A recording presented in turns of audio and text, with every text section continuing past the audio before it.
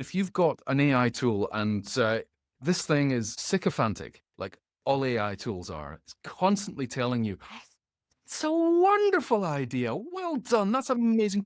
Good for you. Good for you. So it's always encouraging you. You get the option between that and working with humans.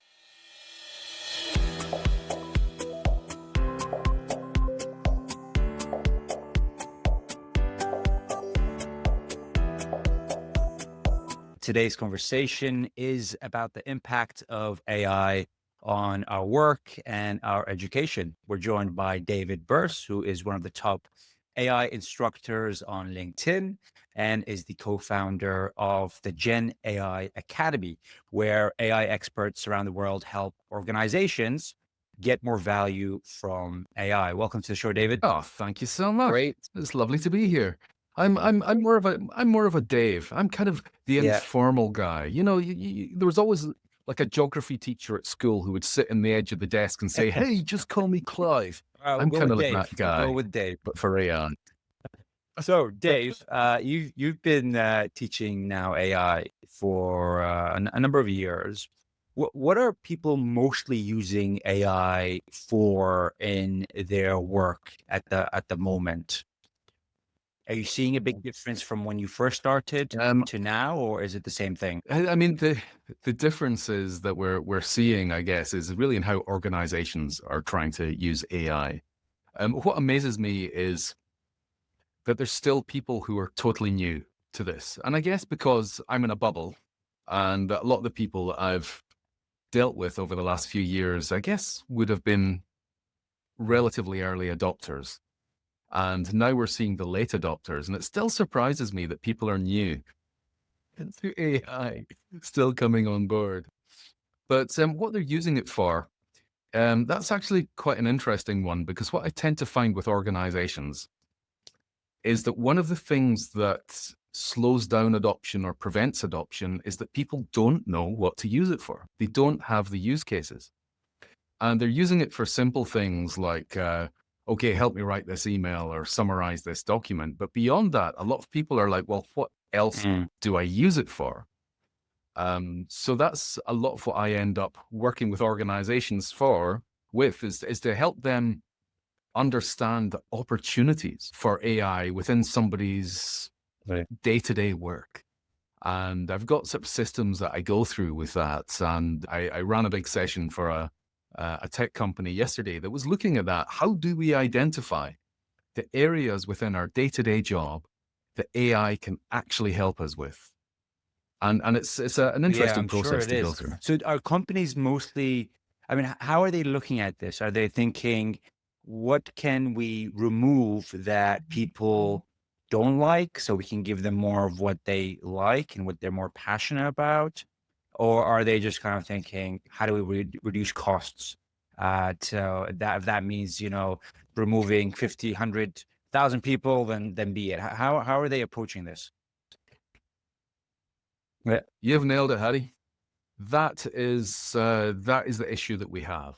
So there's two ways that you can use AI really within your workday. One is to outsource thinking, get things done faster and cheaper. And the other is to do things better. The thing is that most organizations only prioritize doing things faster and cheaper. So I remember about 2.5 years ago, I was running a session in Germany for a big company. And it was one of the sort of earliest sessions that I was doing to help people understand the opportunities for AI in the workplace. And right before the session started, I mean, literally like 3 minutes before I was due to start, the person who was in charge of it had a coffee in their hand and said, "Hey, Dave, I just want to make sure that in this session, we're focusing on productivity. That what we're doing here is we're going to look at how we can get people to do more work faster." And but that's not the big opportunity here. Yeah, but that's what we need to focus on in this session. And the thing is, I'd prepared a much bigger, broader session that would actually make an impact.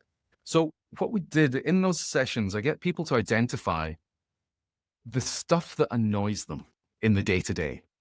And stuff that annoys them for one of two reasons, either because they want to do less of it, or they want to make more of it. It's the stuff that they wish they could do more of.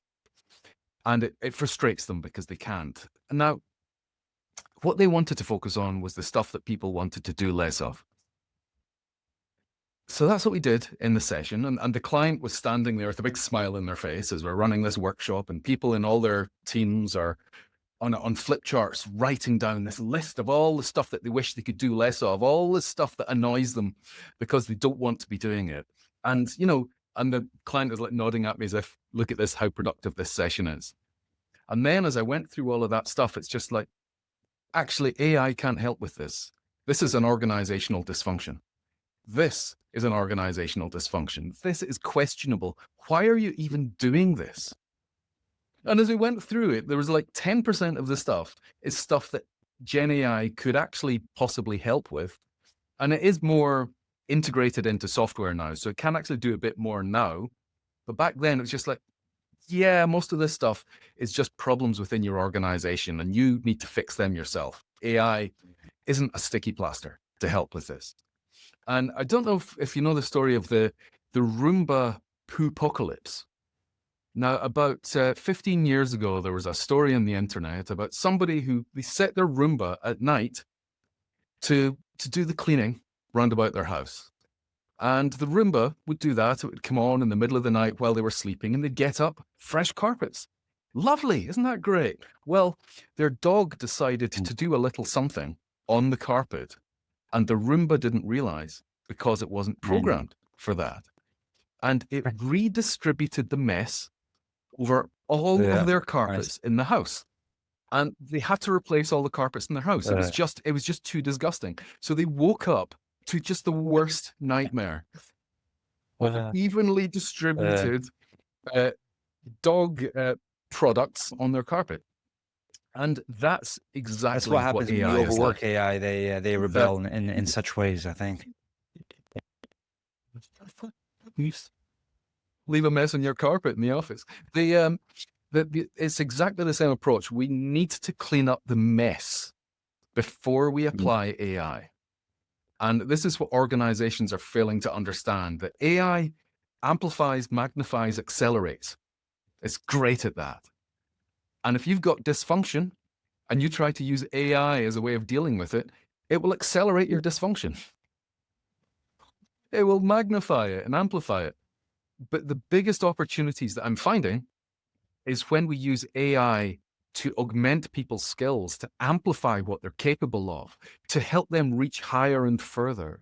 And that is what companies need to be looking at. But what I'm finding is I've got this pyramid that I use to sort of show how companies start adopting AI, and all of them start at the bottom of let's do things faster and cheaper.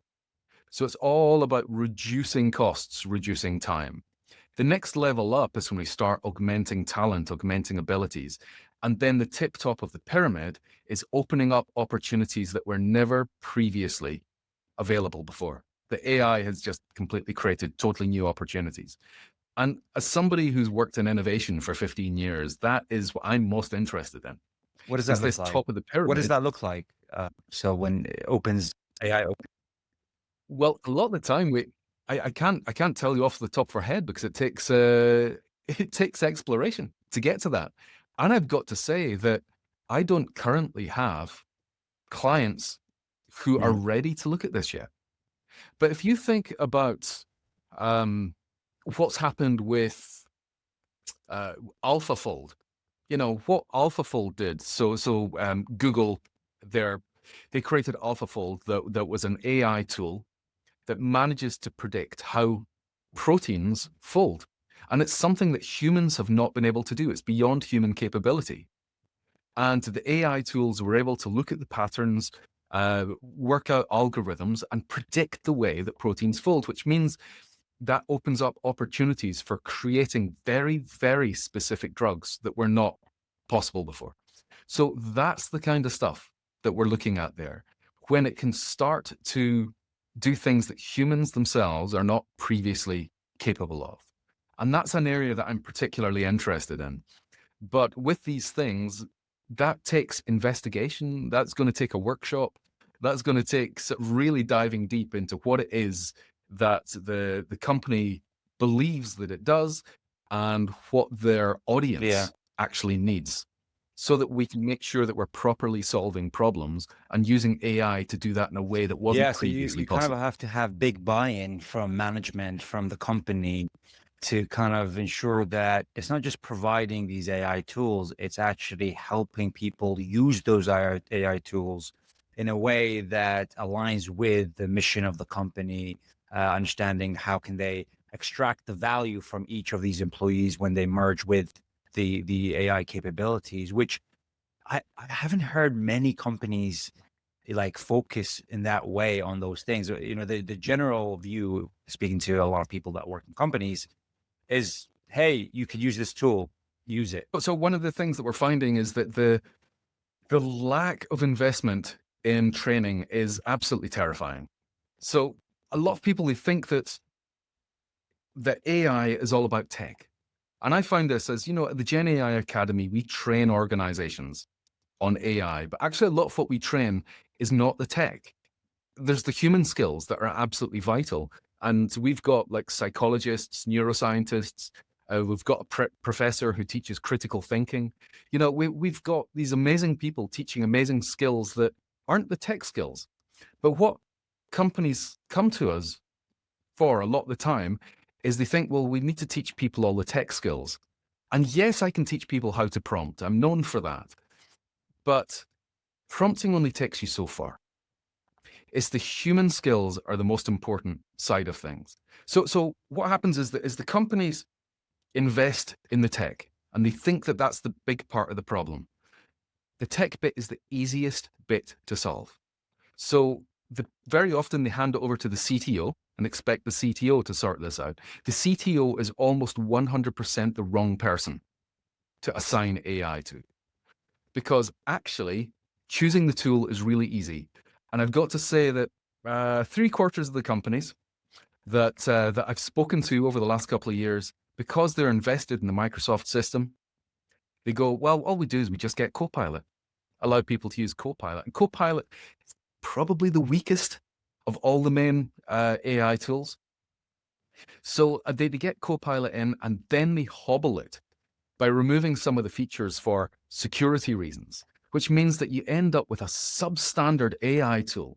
And what that leads to, and I know this from talking to my clients and interviewing their staff, when you have a substandard AI tool like that, you then are forcing people to get their own devices and to use their own AI tool, which means that there's not sufficient security in what they're doing.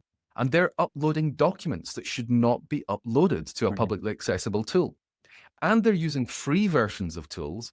And so this is what we're finding is that the tech side is not the big part of the problem. And the tech side are actually doing a relatively poor job at this. The bigger side is the human side, because it's the implications of what AI has for everyone's workday, for not just what they do, but how they feel, how they interact. If you can imagine, if you've got an AI tool and this thing is sycophantic, like all AI tools are, it's constantly telling you, it's a wonderful idea. Well done. That's Yeah, amazing. Good for you. Good for you. it So does. it's always encouraging you. Could you imagine that you're doing stuff here, you're collaborating with an AI tool that's constantly telling you how wonderful you are? You get the option between that Mm. and working with humans, where you get into a room and they criticize you and they're temperamental and they don't do what they say they're going to. You're given that choice. What impact is that going to have on the social side of work? Because that's the whole point of having a team of people at work. There's the social side of it, how people interact and lock together and collaborate. That's so important. There is a chance that AI could damage that even further.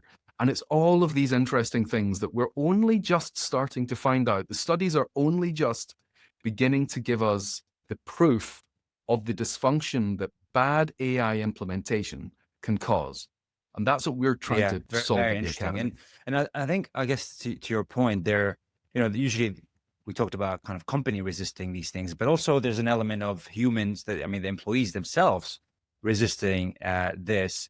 One, because they don't feel replaced, and they're just kind of slowly, indirectly fighting by not using this tool. But also, it seems like the research around this is very interesting. How AI usage is negatively impacting our brain because we engage less with the topics. We think less about them. There's no critical thinking, which is extremely important. We're just relying on those answers. There was a study from University of Chicago and MIT that showed over reliance on AI reduces critical thinking and memory retentions. So how do people Mhm. avoid this? Obviously, it feels like we're at a disadvantage if we don't use these tools, but also if we use them, we're at a disadvantage too. So how do we, leverage that without Yeah. avoiding the negatives? So let me bring my thinking assistant into this. Um, I'm the kind of guy that's got medical models in my office. Um, so it's really important that we build up neural material, neural networks, that we learn new skills. And it's one of the problems that we have is that AI tools, particularly when people are new to an organization, they're not sufficiently using their brains. Instead, they're outsourcing what used to be done by brains to AI tools. Now, what happens when you do that is you don't build up neural pathways. You don't build up the neural material. And if you had pathways that you already built up here and you're not using them because you're outsourcing it to AI tools, you lose it. If you don't use it, you lose it. So there's a big chance of people making their brains weaker. And there's something that's a bit of a analogous statistic to this as to how people will use AI tools. And I think this is pretty accurate. Um, every year, there's a study from Gallup into workplace engagement. And it looks at how many people are engaged in the workplace. It looks at how many people are disengaged in the workplace and how many people are actively disengaged And in sorry, the do you know workplace. what That the definition of means engaged that they're is in this sabotaging. context? Engaged, they're doing more work than they Okay. have to. They're going beyond, and they report that they're engaged in their role. So they're going beyond what just the job is. Disengaged, people are just doing it for the money. I'm leaving 9 to 5. That's it. And then actively disengaged, people are sabotaging the company. They're the ones who steal from the stationery closet. Mhm. They take too long for lunch. They come in late. They don't care. They will find ways of not doing the work. So in the UK, it's quite shocking. The percentage of people who are engaged in the workplace is 10%. So 90% are disengaged. And out of that 90%, 8% are Mhm. actively disengaged. If I remember correctly, that's the figures. We've got terrible. We are one of the worst in the world for that. In the US, it's about 23% of people are engaged in the workplace, but still high levels of active disengagement. We're talking, I think, about 12% or something like that. But we've got this issue. So what that is kind of telling you is how many people have intrinsic motivation and how many people are extrinsically motivated. So how many people do it because they've got the drive internally to do it, and how many people are doing their job because they're getting paid, extrinsic motivation. Now, that is a really good analogous stat for how people use AI. If you're just doing the job for money, you've got an Mhm. option to do the lazy route, get the AI tools to do it. Because, hey, why put in the effort? I'm disengaged. In the UK, that indicates that about 90% of people are going to outsource their thinking rather than activating their brains. That terrifies me. So, one of the things that I'm working with clients on is looking at how we can increase in not just engagement in the workplace, but responsible use of AI. And part of that is training skills. And the way that I talk to them about it is about how do we build neural pathways? And there's a way that our brains work, and that you've got the hippocampus down here at the bottom of your brain, and the hippocampus is where when you start to learn a new skill, that's where the neural activity is happening. You're kind of like learning it down there, but as you do it more, your brain then goes, okay, I better assign this someplace sensibly in the brain. And you've got sort of particular sort of functional areas that will sort of work out what's the good functional area for this. So for example, on the left, you've got your language cortex. On your right, you've got visual cortex. Down the middle, you've got your motor. So that's kind of what your brain does. It then assigns it to an area. And it doesn't necessarily mean that the neural material is going to just be located within that tiny little ball. It will be all over the place. But the more that you do that task, the more complex that becomes, because you develop more understanding. But then the more you practice that task, there's something that happens that's called myelinization. And that's like, you can imagine that before that is bare wires. After that, you've got the plastic sheath around the wire. Now, when you get a myelinized sheath around this, those neural networks then become more efficient. They become faster, and they become almost like default pathways that you don't need to necessarily consciously think about. So you know what it's like when you're driving, when you're learning to drive at the beginning, you're very consciously thinking about, oh, I need to move that into gear, and I'm still steering, and I've got my feet in the pedals. I need to look over my shoulder every now and then. And you've got all of this stuff. You're very, very conscious about it. And then once you've done it for 5 years, you don't even think about it. Yeah. It's like walking. And that's because you've created functional area. Now, that's what we need to be looking at when it comes to education within the workplace, is teaching skills and making sure that there's regular practicing of those skills to make those pathways as strong as possible, and even to myelinize them through more use so that it becomes automatic. Now, that's kind of like missing from most education. And that's the stuff that I sort of talk to clients about. How can we do this, if this is our strategy, that we want to have people that when you kick away the crutch of AI, they can still walk? Because what AI does is it gives you adequacy at just about anything. And it took me, in my career, it took me years to become adequate. And adequate is that point when you pass off work and people go, that'll do. They're not high-fiving you and going, whoa, it's the best I've ever seen. No, they're going, yeah, that'll do. Now, it took me years to get there. Now, all those failures that I had on the way there were really embarrassing. And it meant that I went away and I worked out, what did I do wrong? What could I do better? I spoke to people in the organization. I asked them for examples of what good was so that I could try and do good. I built resilience. And all of these things that I built on the way to adequacy meant that once I hit adequacy, I just carried on going. But the problem is, if you start at adequacy because you're using AI tools, you've built none of that.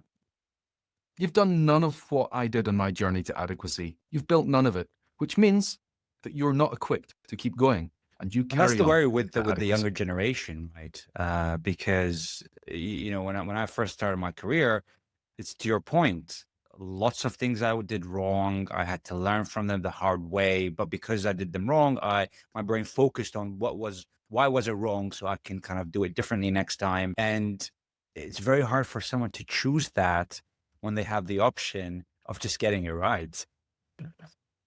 You have to go against yourself and kind of what your mind is telling you, to be looking at the bigger picture, the longer term picture, which is very difficult. I advise CEOs on this, and just over a year ago, I started talking to, when I came up with a sort of theory about this, and I started talking to a CEO of a big supermarket and saying, this is what I'm calling the adequacy trap. And it's an issue. And it's an issue for, I think, two groups of people. One is the people who are new to this, and the other is the people who never actually became very good at what they did and don't have that intrinsic Mm. drive to keep going and keep getting better. They're just doing the job. And adequacy, they then get sucked into this rut of adequacy. It's going to be very hard to get them out of. And I said, if you don't do something about this now, in 3 or 4 years, you're going to look back and you're going to go, why is there an entire layer of my organization that's crap? What can they It do about cannot it? get better. Well, it's quite simple. It's about knowledge and practice. So part of it is education. Education is so important about that. And I know that I'm biased about this. I've got a company that specializes in education, of course. And that's what we're doing. But we're thinking about education in a much bigger way, because what we're focused on is not just we go in and do a workshop and then we go out again. What we're focused on is behavior change and setting up programs that actually change the skills and develop the skills of our clients. So when we're looking at this, so you've got training, and the training is beyond just tech skills. We're looking at human skills, and I'll talk about sort of human skills in a second. But we're also saying that what we need is mentorship, because we need senior people showing the more junior people what good looks like and how to get there. Because what the thing that differentiates people who are good from people who are all right is it's not necessarily skills and ability. It's judgment, so that you know that something is good enough. And if it's not good enough, you know how to make it better to make it good. Judgment is absolutely vital. So this is part of what I believe. I look at this and go that everyone now is a manager. Whatever level you're at, you may just have started at an organization. You're now a manager. Because if you are looking after an AI tool, you need all of the management skills. You need to know how to develop a vision so that you know what it is that you're after at the end. You need to know how to do strategy so that you know that you're going in the right direction, and it aligns with the company direction, and that you're actually trying to make a change and do something. You need to know how to write a great brief, because that's what prompting is briefing. It's nothing short of that. You know how to do judgment. You know when something's good enough, and you know how to improve it when it's not good enough. You need to know how to give clear feedback. And all of these skills are necessary in the age of AI, but the bonus is they also make you a great colleague. And there's more skills than that, but these are the primary skills that I focus on. On top of this, there's critical thinking. So to me, the two most important skills are critical thinking and judgment. And I think that they are the things that are going to elevate some people above the rest of the people, who will then be dropped in level, because if they're just being an AI jockey, then everyone becomes of equal value at that point. So at that point, you are a drone. And all you're doing is riding the AI tool into the sunset in the easiest possible way. Is the people who have got judgment and critical thinking are the ones who are going to elevate themselves above the drones, and they are going to have a Yeah, great very career. interesting. So for anyone kind of listening, who might not be in charge of a company but uses AI, how should they be using AI to limit the damage? You mentioned their critical thinking and judgment. Is there any kind of recommendation of things that they should avoid and versus and things that they should focus on more? Absolutely. Um, Avoid just immediately going to an AI tool. That's what you need to avoid. I recommend for all of my clients, everyone that I've sort of worked with here, is try to do the work yourself first. And that's about making sure that you're activating your brain, you're thinking about it. You're going to have a gut instinct about it. Well, to be honest, it takes time to build a gut instinct, because gut instinct is a form of judgment. But you should hopefully have a gut instinct about what it is that's the right way to do it, where your thinking is, understanding what the limitations are, understanding what people might like. And you start working on it like that. And then, if you're going to get AI involved, let AI know all of that. So all of that work you've done at the beginning, Go to the AI tool, and instead of just going, oh, write me a report about this, what you do is you say, I've been thinking about this, and here's where my thoughts are. Maybe even just upload some handwritten pages of notes from a notebook and say, here's where my thoughts are. AI does an amazing job of text recognition and understanding stuff. One of the things that I was quite amazed with at the beginning, with even a couple of years ago with ChatGPT, is when I'd run workshops and there'd be Post-it notes all over the wall. I would take a picture of the Post-it notes and I thought, oh, I wonder if I just upload these images into ChatGPT and ask it to summarize and then tell me what we might have missed. I wonder if it'll do a job. My goodness, it was incredible. But if you upload your thinking first and understand that this is a dialogue between you and your thinking assistant. So you upload it and say that this is the kind of stuff, this is what I think a good output would look like. This is the criteria that I would judge it by. Please, can you give me a response that does this, this, this? So ask it very clearly what you want it to do. Tell it the criteria you're going to judge it by.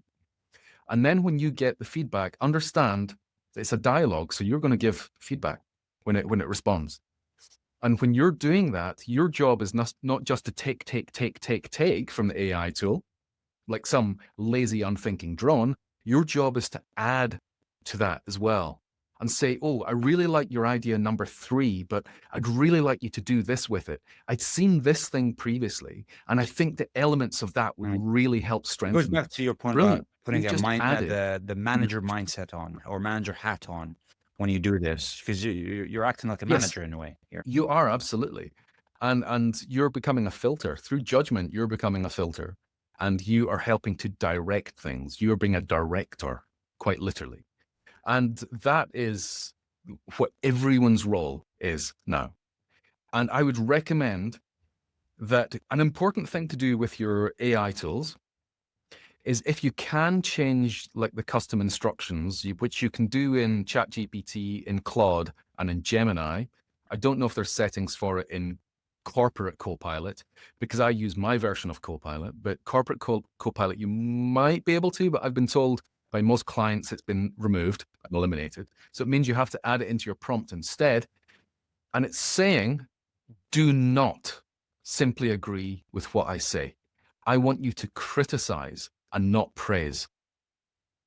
I want you to give me a critique of what I say, tell me what I could do better, and tell me a different perspective that I've maybe not considered. So you need to use it as a challenger. If you don't use it as a challenger, you're valueless in your interaction with the AI. And the whole thing that you need to be is you need to be adding value. And that means being challenged. And as you are challenged, you will grow as a person. If you're not challenged, you're stagnant. So you can use the AI tool to properly challenge you, to grow your own brain, to develop your skills, to give you fresh perspectives. And that's what makes you valuable. You don't want to be a 100%. drone. So you mentioned there, number one is to actually do some of the work before you engage the AI. But very importantly, when you do, let it critique you, let it challenge you in a way to allow you to see another perspective that you might have missed, which gives you depth in the subject. And we definitely all need depth in subjects. So I think that's a great way to kind of approach AI. A lot of people are worried about, AI taking over, and us losing control. But I think for me, the worry is more about what we've been talking about, which is how much of our skills we lose, how much of our ability to think we lose, because, a lot of the technology we've had before was to help us do more stuff or do things more efficiently. And this is now helping us think Yeah. also, which is for most people, we see our values from our brain, how we think and how we analyze. So that's the scary part for, I think, a lot of us is how lazy we're going to become. Yeah, I mean, if you think about the history of innovation with humans, everything that we've done has helped us do more for less effort. That's what has led to innovation. So look all the way back from the wheel. The wheel meant less effort, but also that then meant we could achieve more, we could take things further, we could carry heavier loads. It goes all the way through. If you look at weaponry, it was all about being able to have a more destruction for less effort, less danger, less impact. So that is kind of the way we've gone. And then you imagine what's happened now. This is everything really in terms of human history with innovation has been about doing. This is the first time we've had an industrial scale solution to thinking. And that's the two ways that we add value is doing and thinking. So this is the first time that we've had an industrial scale impact on this. And we know that some of the stuff that we have created to make doing easier has had a negative impact on humans. So if you look at the fact that in the 1950s, that was kind of when more people sat down for a living than stood up for a living. And that means that the last 2 or 3 generations, people have been far more sedentary in their lifestyles.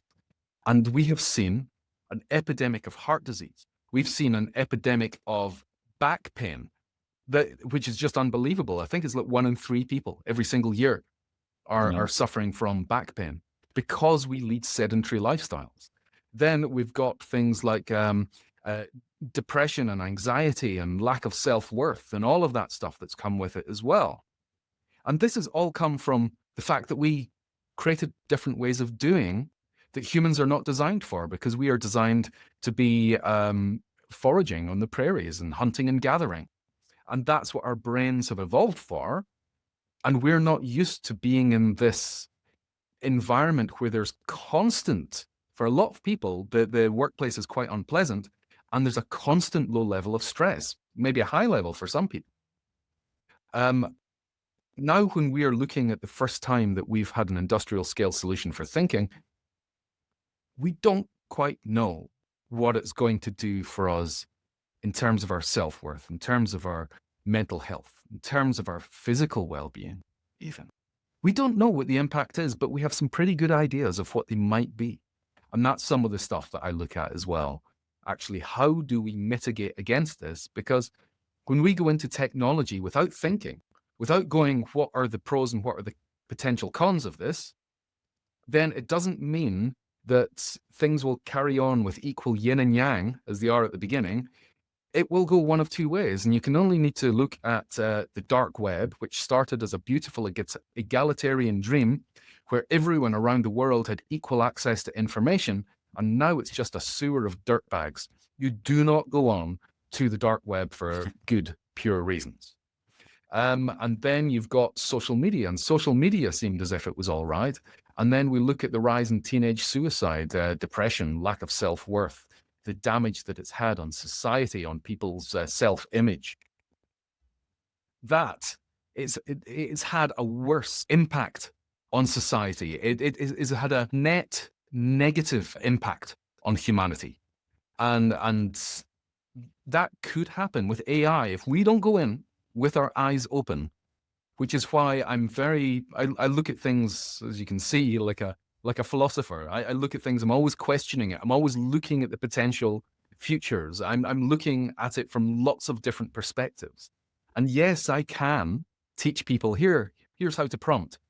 I'm more interested in humans, the impact of humans, and how humans can come out of this having a net positive impact from the technology rather than a net negative impact. Yeah, I think that's key. What do you feel is the most misunderstood aspect of AI today? There's so many misunderstood aspects to it. One of them, let's say that it is a guessing machine. It's a prediction. It's a text prediction machine. A lot of people sort of will go, wow, because it feels as if it's a human kind of interaction. People are anthropomorphizing it, and there's even people who've been talking about rights for AI tools. There were people that when ChatGPT changed its model, there were people who mourned the old model that they no longer had access to because they had a personal connection with it and it felt real. What we need to bear in mind is that this is technology.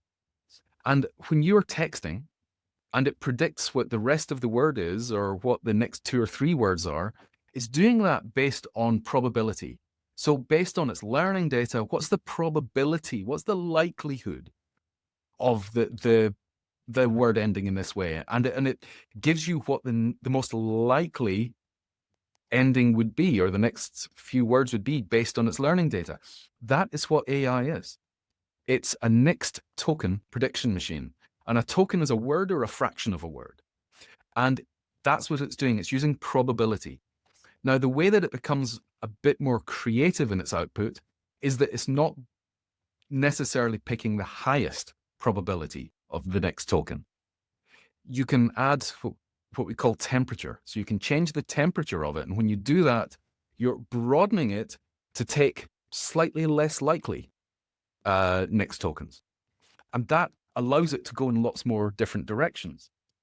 But you then look at that on the other side and people go, yeah, well, that's all it is. And you go, well, actually, how do humans think? When we start talking, do we know what the end of the sentence is going to be when we start? No, we don't. We're doing the same. We're bumbling through. And our brains are picking the next words based on the message that we want to portray. So the AI is doing a similar thing, but I think it's dangerous for a lot of people to anthropomorphize it.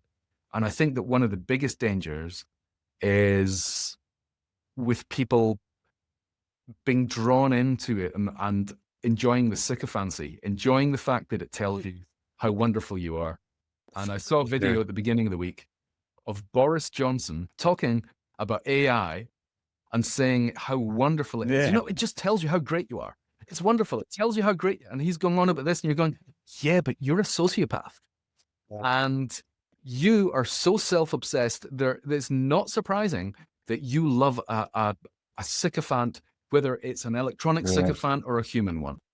So, you know, that's the stuff that leads to things like AI-induced psychosis, people falling down rabbit holes, having a detrimental impact on their mental health. That's one of the things, is the agreeableness, the sycophancy that leads to people enjoying the interaction. Yeah, it can really suck you in, and you forget that who you're talking to and who you're engaging with very easily. And that's going to get I think, more real with time. You're not going to notice that difference. Dave, it's been fascinating speaking with you. If people wanted to find out more about you, reach out, where can they do that? Well, if my name's spelt correctly, I'm very, very Googleable. I think there's only 4 Dave Birsses on the internet. We all got together a few years ago, talk to each other, and I won the internet.